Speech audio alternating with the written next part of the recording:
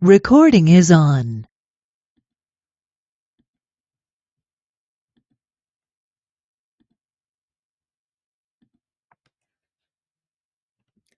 Baik, Assalamualaikum warahmatullahi wabarakatuh. Selamat sore kepada Ibu Vesa Ashifahak, selaku dosen dari mata kuliah Metodologi Riset dan Penulisan Ilmiah Sistem Informasi. Perkenalkan, nama saya Berliana Aliftia Ifada, akan mempresentasikan hasil UAS dari integrasi temuan penelitian dengan teori pada jurnal Design and Deployment of Online PBL Model for High School Students Promoting Collaborative Learning. Pertama-tama, pada pendahuluan, penelitian yang berjudul dengan Design and Deployment of Online PBL Model for High School Students Promoting Collaborative Learning. Jurnal ini meneliti tentang penerapan model pembelajaran berbasis masalah atau PBL secara daring kepada siswa SMA di Thailand. Tujuannya adalah untuk meningkatkan hasil belajar atau learning efisiensi dan mengembangkan kemampuan kolaboratif antar siswa dan guru. Penelitian ini sangat relevan di masa pandemi karena pembelajaran tatap muka sangat tidak memungkinkan.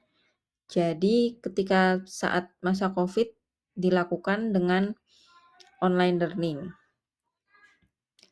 Namun, kekuatan sebuah penelitian tidak hanya pada data dan hasil, melainkan juga pada bagaimana hasil tersebut dikaitkan kembali dengan teori dan penelitian yang ada sebelumnya. Apakah hasilnya diintegrasikan dengan teori? Ya, ada pengaitan, tapi masih terbatas. Penulis memang menyampaikan landasan teori yang kuat, yaitu PBL untuk melatih keterampilan berpikir kritis, kolaborasi, dan pemecahan masalah dari penelitian Fulmer tahun 2017. Yang kedua, pembelajaran kolaboratif untuk membangun kemampuan interpersonal seperti komunikasi, kepemimpinan, dan tanggung jawab kelompok dari penulis Kacamani 2007. Yang ketiga, pembelajaran daring sebagai transformasi digital di masa COVID-19 dengan mengandalkan teknologi seperti Zoom dan Moodle. Penelitian dari Anastasiades et al. Tahun 2008. Namun saat hasil penelitian disajikan seperti peningkatan skor post-test pada model kolaboratif,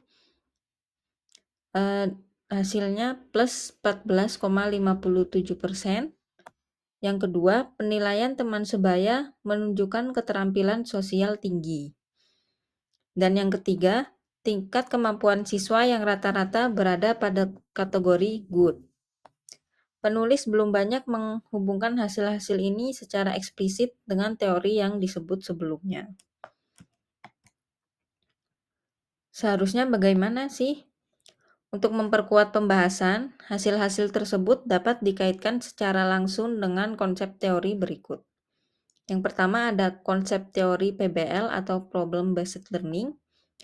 Teori ini menyatakan bahwa pembelajaran aktif berbasis masalah dapat meningkatkan keterampilan berpikir tingkat tinggi.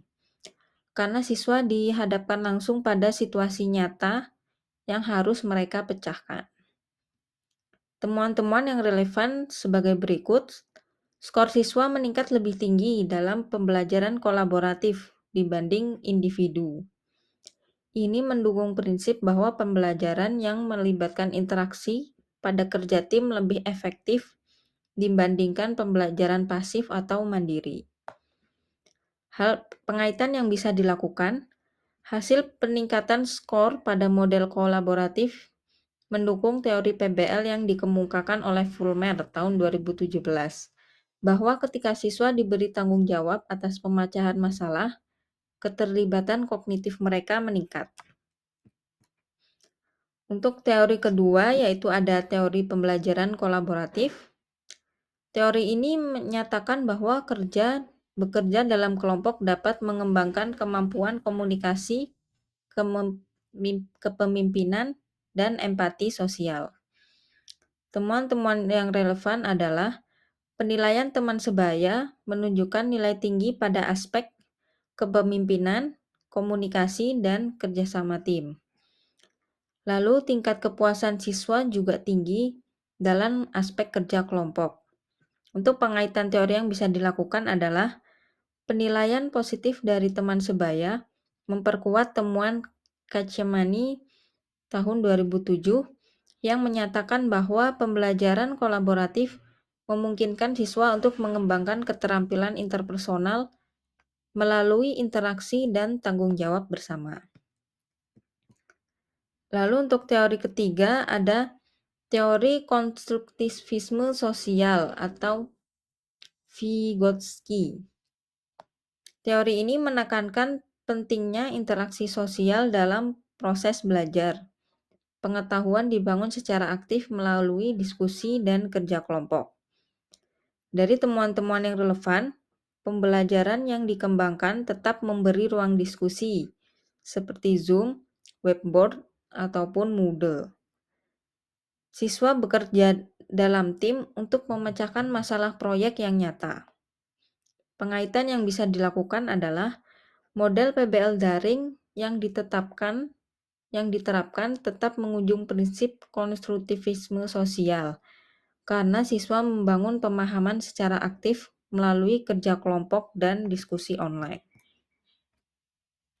Dari ketiga teori tersebut, kesimpulan pembahasannya, meskipun jurnal ini menyajikan hasil yang kuat secara data, namun pembahasan hasil kurang mengaitkan secara langsung dengan teori-teori yang sudah dipaparkan. Untuk penguatan analisis dari jurnal dan keterkaitan teori yang ada, data itu bukan hanya angka, tetapi punya makna jika dilihat dari sisi teori.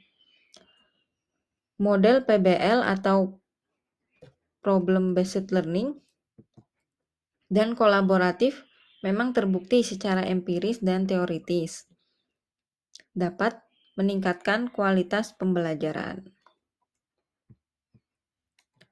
Sekian dari pembahasan saya tentang jurnal dari Design and Deployment of Online PBL Model for High School Students Promoting Collaborative Learning. Mohon maaf jika ada salah kata. Terima kasih atas perhatiannya. Wassalamualaikum warahmatullahi wabarakatuh.